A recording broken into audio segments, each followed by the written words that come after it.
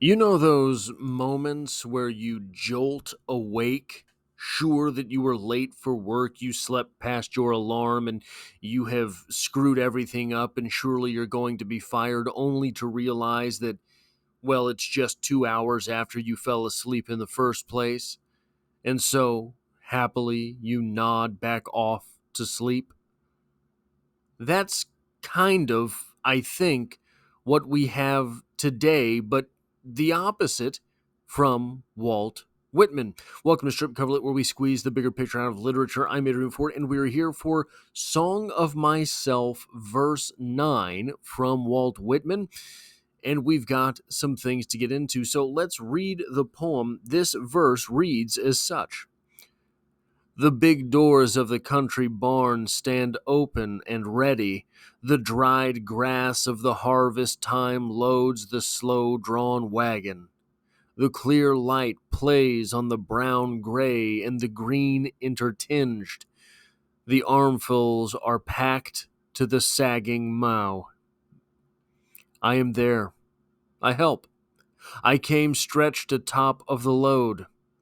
I felt its soft jolts, one leg reclined on the other. I jump from the crossbeams and seize the clover and Timothy and roll head over heels and tangle my hair full of wisps.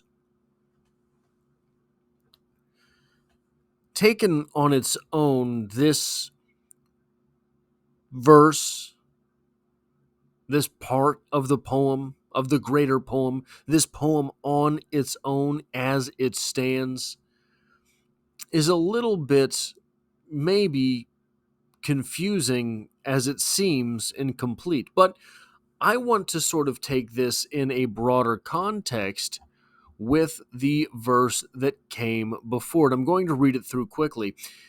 The little one sleeps in its cradle. I lift the gauze and look a long time and silently brush away flies with my hand.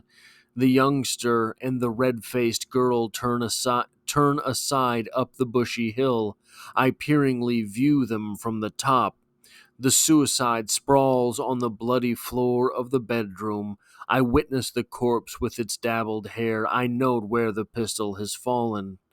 The blab of the paved tires of carts, slough of boot soles, talk of the promenaders. The heavy omnibus, the driver with his interrogating thumb, the clank of the shod horses on the granite floor, the snow sleighs clinking shouted jokes, pelts of snowballs, the hurrahs for popular favorites. This verse sort of goes on in that way that is jumping frenetically through different scenes of life.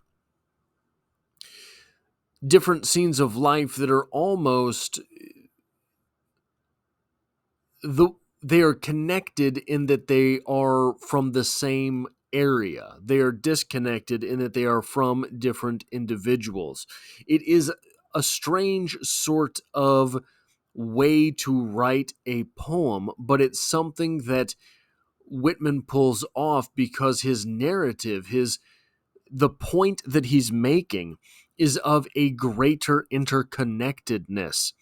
We go from that, which is a very disconnected place, right?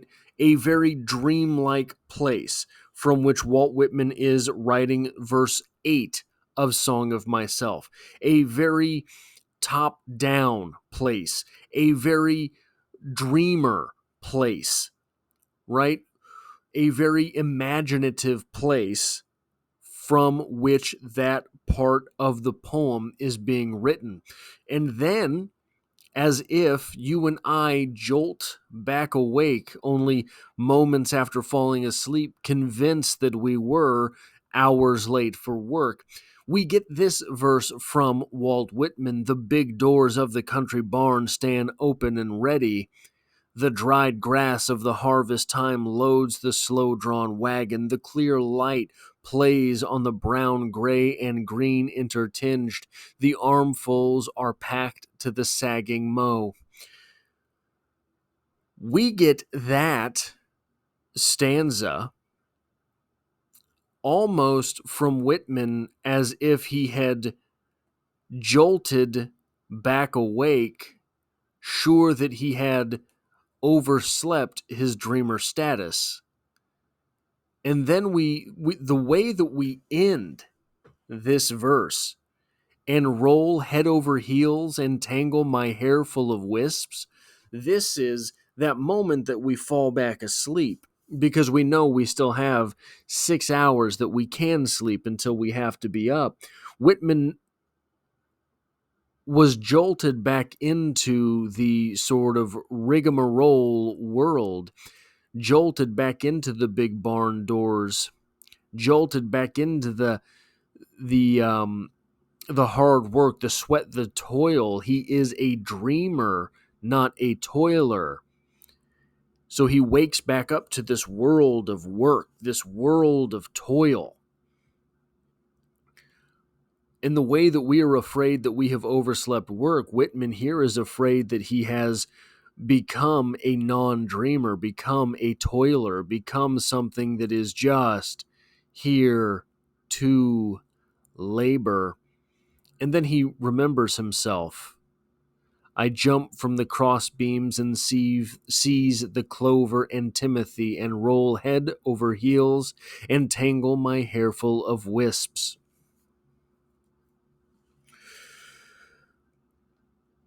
It's a weird sort of ethos to have from a poet. Such a dreamer-like poet is Whitman. So far out there in his observations of interconnectedness, so strange in the way that he will belabor points from time to time, but he seems to revel in the understatedness of Americana. It would be easy for an eccentric like Walt Whitman to be singing the praises of those more eccentric places in the world. Oh, what had he read about Paris? Had he been there? Had he ever gone outside of, um, had he ever traveled widely? It would be easy for someone as eccentric as Walt Whitman to just sing the praises of those more eccentric places in the world. But he does not do that. Not to my experience. I haven't read all of Walt Whitman.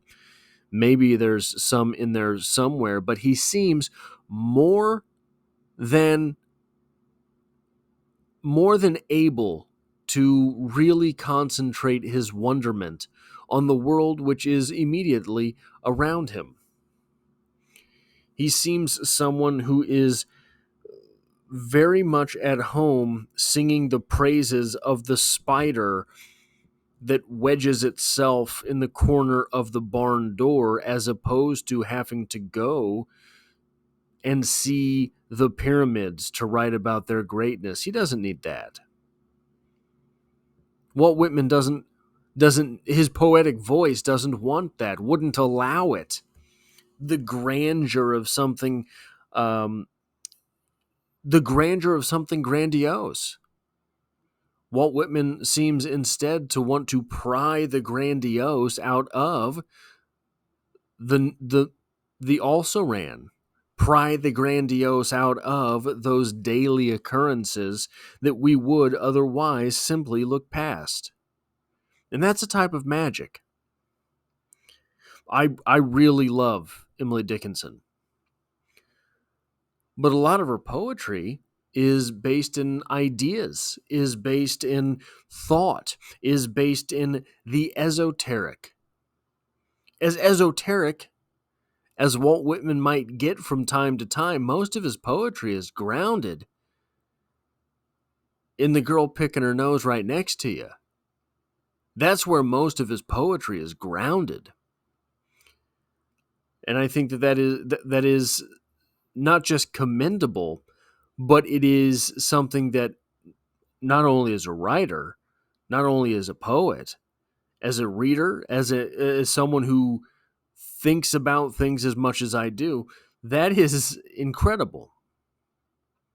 Finding this type of wonderment in the everyday. That is all I have for this poetry discussion. If you like or appreciate what it is that I do here, hitting a like button really does help me out, as it tells YouTube to share this video with other literature lovers. If you find yourself here by chance but not design, literature is the only thing I talk about on this channel, dropping multiple videos every single week, and I hope to have you back for the next one.